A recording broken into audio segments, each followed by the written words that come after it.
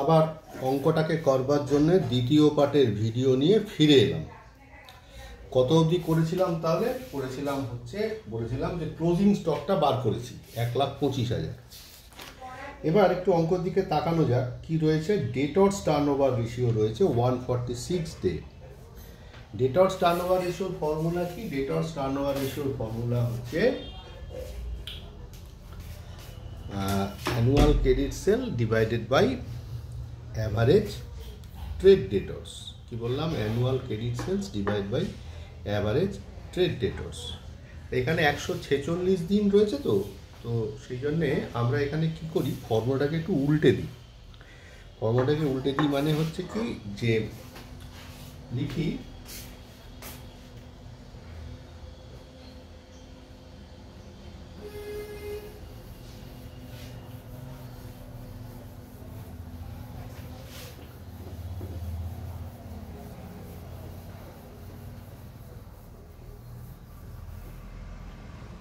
প্রথম লিখলাম যে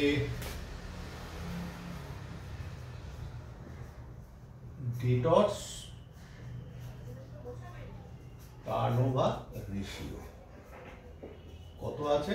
ডেটর্স টার্নওভার রেশিও রয়েছে 146 ডেজ। ঠিক আছে? তো তাই যদি থাকে তাহলে সেক্ষেত্রে লিখলাম 146 দিন।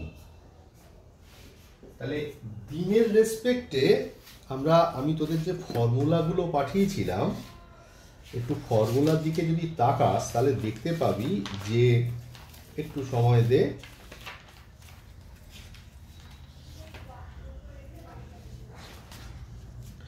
দেখ ডেটর্স টার্নওভার রেশিওর যে ফর্মুলাটা আমি তোদেরকে দিয়েছিলাম সেখানটাতে দেখ, যদি ইন পিরিয়ডে হয় তাহলে সেক্ষেত্রে average trade receivable into annual credit revenue from divided by annual credit revenue from operation into 365 days. তার মানে এখানে কি হচ্ছে?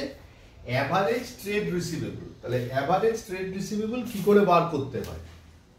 অ্যাভারেজ ট্রেড রিসিভেবল বার করতে হয় সানড্রি ডেটার্স প্লাস বিল রিসিভেবল করে।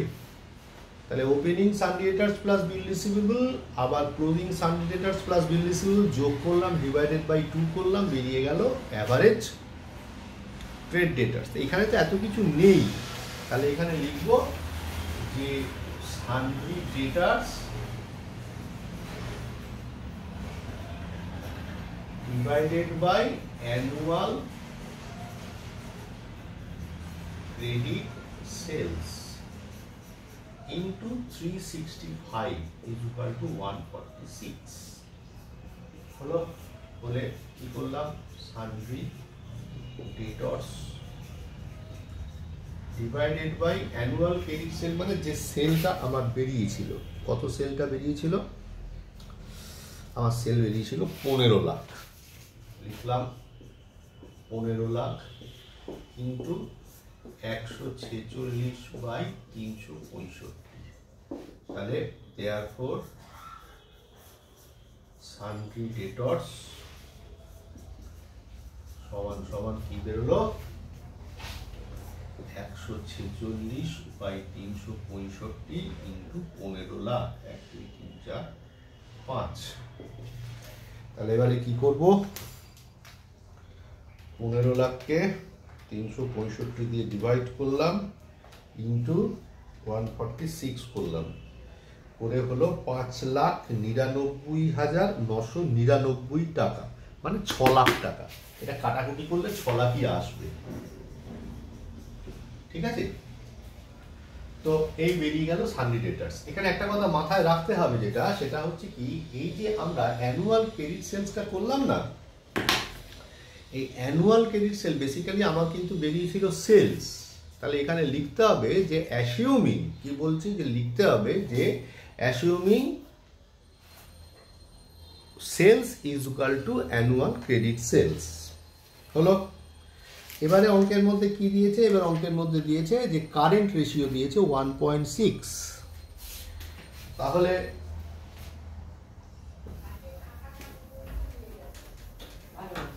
জায়গাটাও পরিষ্কার হবে, জায়গাটাও হ্যাঁ। তো জামাগুলো দিয়েছেন ওখানে, জামাগুলো দরজাটা বন্ধ করে আমি ভিডিও করছি। কারেন্ট রেশিও সমান সমান কি দিয়েছে, কারেন্ট রেশিও ইকুয়ালস টু দিয়েছে, আপনি জান অসুবিধা নেই। কারেন্ট রেশিও বলেছে 1.6, কারেন্ট রেশিও 1.6। তাহলে কারেন্ট রেশিওর ফর্মুলা কি, CA by CA is equal to 1.6। আর ভাঙালাম না, লিখলাম 1.6, তাহলে CA is equal to 1.6 CL। তাহলে আমার সি এর ভ্যালুটা বেরিয়ে রইল। এবার লিকুইড রেশিও দেওয়া রয়েছে, লিখলাম LIQUID লিকুইড রেশিও কত দেওয়া আছে, লিকুইড রেশিও দেওয়া রয়েছে 1.35। লিকুইড রেশিও ফর্মুলা কি, current asset minus stock in trade মানে inventory divided by current liability minus bank overdraft, আমি সংক্ষেপে লিখলাম OB 1.35। কারেন্ট অ্যাসেট এই জায়গায় লিখলাম 1.6 CL, কেন দেখ 1.6 CL বেরিয়ে আছে বাঁদিকে, 1.6 CL মাইনাস স্টক ইন ট্রেডটা বেরিয়ে গেছে, স্টক ইন ট্রেড বেরিয়েছে 1,25,000, কারেন্ট লাইবিলিটি জানি না, ব্যাংক ওভারড্রাফট নীল, তাহলে 1.35 হলো। তাহলে এবার কি হচ্ছে, 1.6 CL is equal two 1.35 CL। আচ্ছা ভুল করলাম, সেটা হচ্ছে আচ্ছা প্লাস 1,25,000 এদিকে করে দিলাম। তাহলে 1.6 থেকে 1.35 মাইনাস করলে হয় 0.25 L, 0.25 L is equal two 1,25,000। Therefore current liability কত হচ্ছে, 1,25,000 ডিভাইড বাই 0.25, তাহলে 1,25,000 ডিভাইড বাই 0.25, 1,25,000 ডিভাইডেড বাই 0.25 করলে কত হয়, 5 লাখ টাকা। 5 লাখ টাকা হচ্ছে আমার কারেন্ট লাইবিলিটি। তাহলে কি বললাম, কারেন্ট লাইবিলিটি হচ্ছে 5 লাখ টাকা। তাহলে কারেন্ট অ্যাসেট কত হবে, কারেন্ট অ্যাসেট হবে 1.66 ইন্টু 5 লাখ টাকা ইন্টু 1.6, 8